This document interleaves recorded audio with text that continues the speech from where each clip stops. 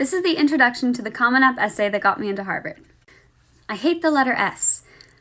Of the 164,777 words with S, I only grapple with one. To condemn an entire letter because of its use 0.0006% of the time sounds statistically absurd, but that one case changed 100% of my life. I used to have 2 parents, but now I have 1, and the S in parents isn't going anywhere. S follows me. I can't get through a day without being reminded that while my friends went out to dinner with their parents, I ate with my parent. As I write this essay, there is a blue line under the word parent telling me to check my grammar. Even Grammarly assumes that I should have parents, but Cancer doesn't listen to edit suggestions. I won't claim that my situation is as unique as one in 164,777, but it is still an exception to the rule, an outlier. The world isn't meant for this special case. Thank you guys so much for being so supportive on my first video about my essay on the letter S, but here is part 2. The world wouldn't abandon S because of me, so I tried to abandon S. I could get away from S if I stayed busy. You can't have dinner with your parent, thanks again Grammarly, if you're too busy to have family dinner. Any spare time that I had, I filled.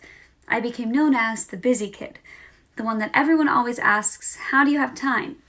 Morning meetings, classes, after school meetings, volleyball practice, dance class, rehearsal in Boston, homework, sleep, repeat.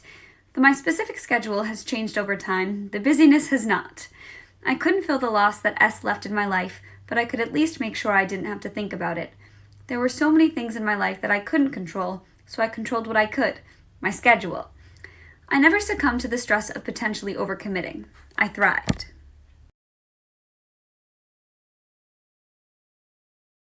I hate the letter S, part 3.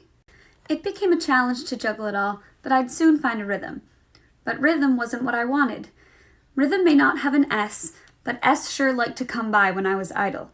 So I added another ball, and another, and another. Soon I noticed that the same color balls kept falling into my hands. Theater, academics, politics. I wanted to come into contact with these more and more, so I further narrowed the scope of my color wheel and increased the range of shades of my primary colors. Life became easier to juggle, but for the first time, I didn't add another ball. I found my rhythm, and I embraced it. I stopped running away from a single S and began chasing a double S. Passion. Passion has given me purpose. I was shackled to S as I tried to escape the confines of the traditional familial structure. I hate the letter S, part 4, the final part. No matter how far I ran, S stayed behind me because I kept looking back. I finally learned to move forward instead of away, and it's liberating.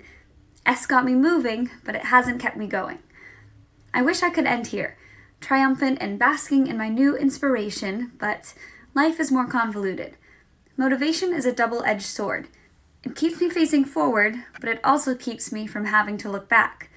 I want to claim that I showed courage in being able to turn from S, but I can't. Motivation is what keeps S at bay. I'm not perfectly healed, but I'm perfect at navigating the best way to heal me. I don't seek out sadness, so S must stay on the sidelines. And until I am completely ready, motivation is more than enough for me.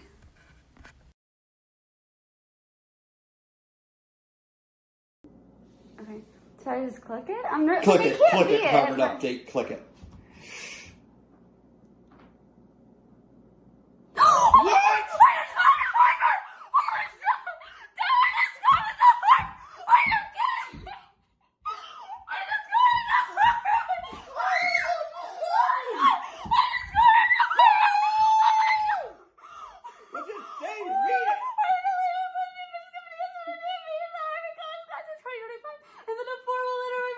Oh my God! What the? What is really positive educationally to us? I just got it! Oh my God! I just got it! Oh my